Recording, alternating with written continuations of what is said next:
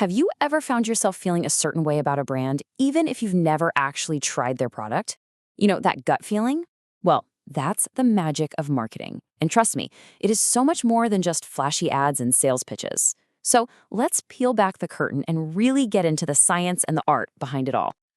So here's the game plan for our journey today. First up, we're going to bust the single biggest myth about marketing. Then we'll get to the heart of its true purpose. After that, we'll take a look inside the marketer's toolkit. Then we'll jump back in time to see how things have changed. And finally, we'll see how it all fits together in the world today. Ready? Let's go. All right, let's dive right in and tackle that huge misconception head on.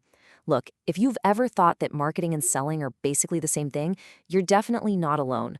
But the truth is, they're two completely different beasts. Just look at where they start. It's totally different. Selling, that starts at the factory. It's like having a warehouse full of stuff, and your job is to get rid of it. Marketing, that starts out in the real world with real people. It's about understanding what you actually need before anything even gets made. So one is all about pushing a product, and the other is about genuinely solving a problem. It's a huge shift in thinking. This quote just hits the nail on the head, doesn't it? It's the difference between a car salesperson rambling on about horsepower and engine specs versus them explaining how the car's safety features will protect your family. One is just a fact about the product. The other, that's a benefit, a feeling. That is the heart of marketing. It's a switch from saying, look at me, to how can I help you? Okay, so if the job of marketing isn't just to sell things, then what is it? I mean, what's the real end game here? Well, the answer is actually pretty simple, but it's also profound. It's the reason any business exists in the first place. The legendary management guru Peter Drucker said it best. He said the whole point of a business isn't to make a profit. Nope, profit is just the result. It's the applause you get for doing things right. The real purpose is to create and then keep a customer. Everything, and I mean everything, flows from that one simple idea. So how does marketing actually do that? How does it create a customer? It does it by creating something called utility. Now, I know it sounds like a textbook word, but it's a really simple idea. It's just the power of a product or service to satisfy your needs. Think of it as the value or the usefulness that marketing builds into something for you. Now, this utility thing, it comes in 4 flavors. Form is about actually making the thing, turning a tree into a chair. The production guys handle that. But the other 3, that's all marketing. Time utility is getting a hot pizza delivered at 1 a.m. right when you're starving. Place utility is that pizza showing up right at your front door. And ownership utility, that's being able to pay for it with just a tap on your phone. See, marketing is just working behind the scenes to make your life easier. Let's make this real. Think about the last thing you bought online. Seriously, what was it? Now, how did that company make it easy for you? Was it the same-day delivery? Boom, that's place utility. Was it the simple one-click checkout? That's ownership utility. The moment you start noticing this stuff, you'll see that great marketing is literally everywhere, quietly making things better. So we know marketers are on this mission to create customers by delivering all this utility, this value. But how do they actually pull it off? What tools do they use? Well, that brings us to the legendary 4 Ps of marketing.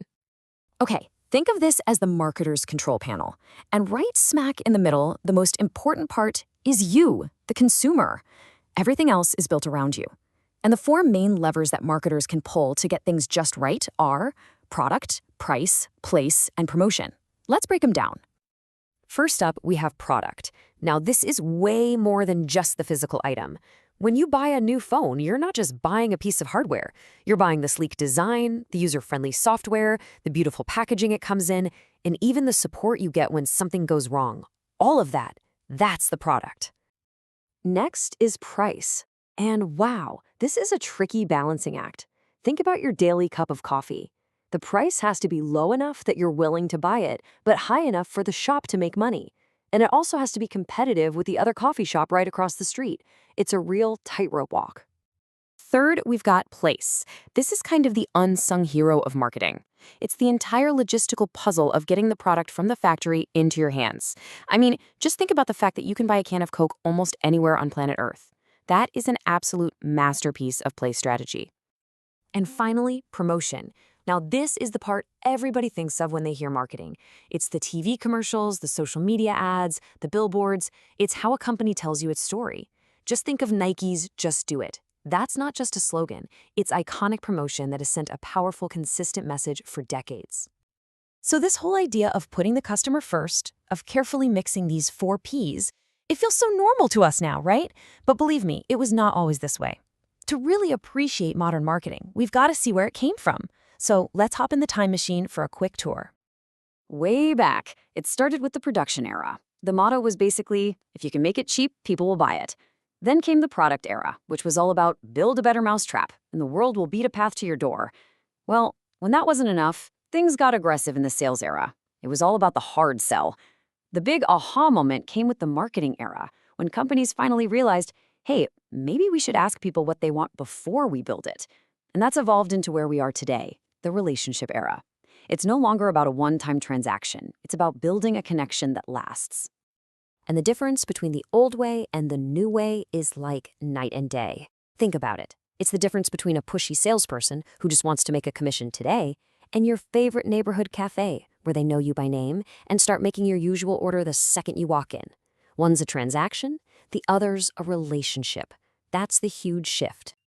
I absolutely love this analogy. Old school marketing was basically hunting. The customers were targets, and the goal was a conquest. Modern marketing, it's like gardening. You carefully plant seeds, you nurture the relationships, and you watch as loyalty grows deep roots over time. It's a much more patient and honestly a much more rewarding way to think about business. Which would you rather do? So, how do you actually become one of these marketing gardeners? How do you cultivate all those long-term relationships? Well, it's not random. It's a very deliberate, continuous process. The best way to think about it is like a smart thermostat in your house. You don't just set the temperature once and then forget about it. It's a constant loop. You plan, you do, you check the results, and then you adjust. You start with a strategy, you put it into action, you see what worked and what didn't, and you use that info to make your plan even smarter the next time around.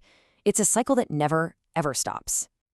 Now, I know this chart might look a little intense, but the idea behind it is actually really simple. You don't just jump in and start making ads. You always start with your homework. You have to analyze everything, your company, your customers, your competitors. It's only after you've done that deep dive that you can come up with a smart game plan, your strategy. And then, only then, do you use the 4 Ps to bring it all to life.